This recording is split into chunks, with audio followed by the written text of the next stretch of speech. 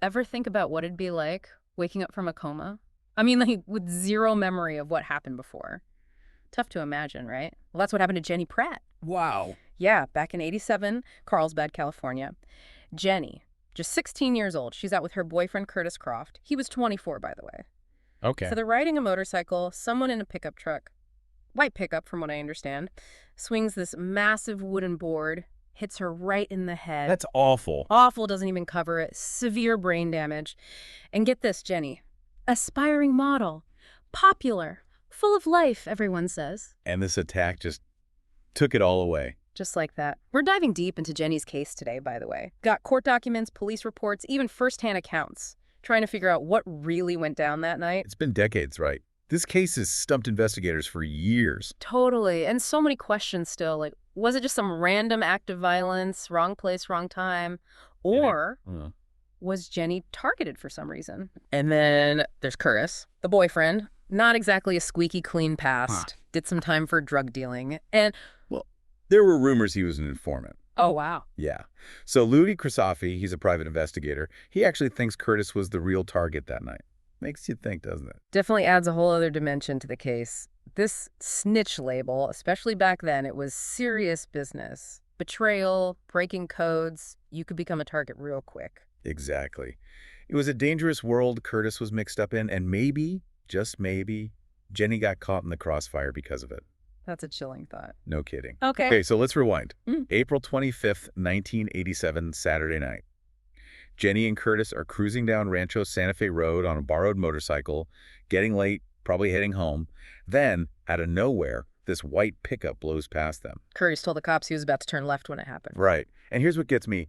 Curtis said the attackers were laughing as they drove by. Yeah. Like it was some kind of joke. So messed up. Yeah. Makes you question their motive even more. Just some reckless teens. Or something more calculated. Hard to say. I mean, teenagers can be impulsive, but laughing like that. I know, right? Just it's bone-chilling. So what happened immediately after the attack? I mean, we know about the brain damage, but... Yeah, so the impact, it was brutal. They airlifted Jenny to Scripps Medical Center, but the doctors told her parents she was brain dead. Oh, God. Jenny's mother, Diane Strom, she's talked about it, seeing her daughter in the hospital, hair matted with blood, bleeding from everywhere. It's just horrifying. Absolutely devastating, not just for Jenny, but for her entire family. The trauma, it ripples outward. Totally. And then, get this, 3 months later, Jenny wakes up from her coma. But no memory of the attack, none. Wow. So she's left with this massive gap in her life, no way to make sense of what happened to her. Exactly, just woke up in a new reality. And that's just the beginning of her story. Can you imagine waking up one day, like a big chunk of your life is just gone, poof? It's almost impossible to wrap your head around. And then on top of that, you're dealing with all the trauma, physical and emotional, having to learn how to walk and talk again. Right, like starting from scratch. Absolutely. And I bet it's beyond frustrating to not have any memory of the event that caused it all. It's like a puzzle missing half its pieces. Yeah, and not just any puzzle, it's like her own life, her own history.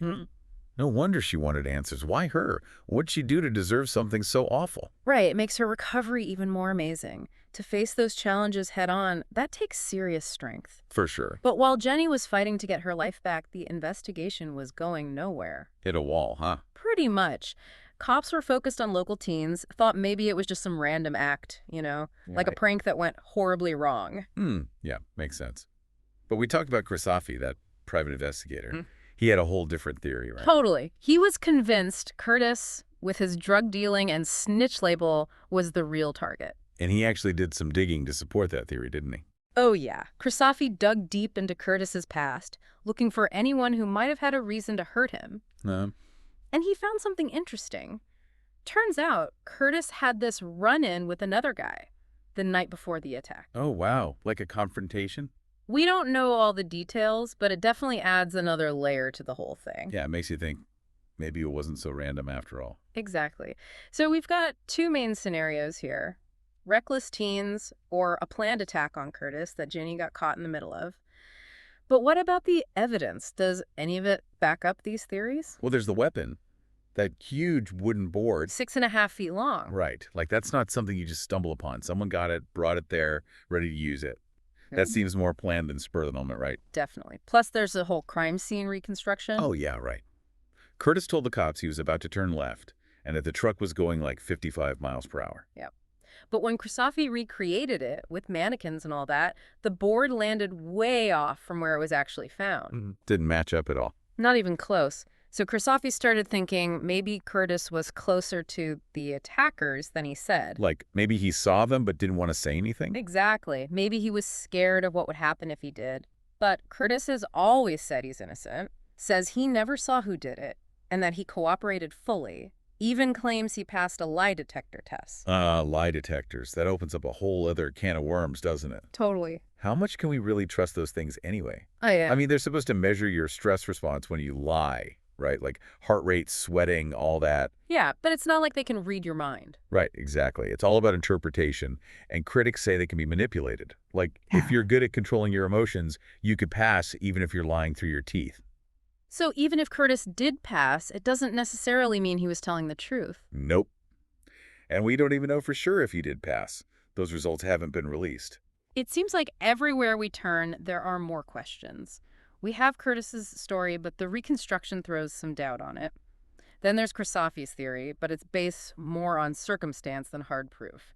And without any solid evidence connecting someone to the attack, the case just sits there, unsolved. Frustrating, isn't it? Totally. It's a real mess, isn't it? So many twists and turns, but no clear path forward. And in the middle of it all is Jenny, dealing with this trauma, and she can't even remember it.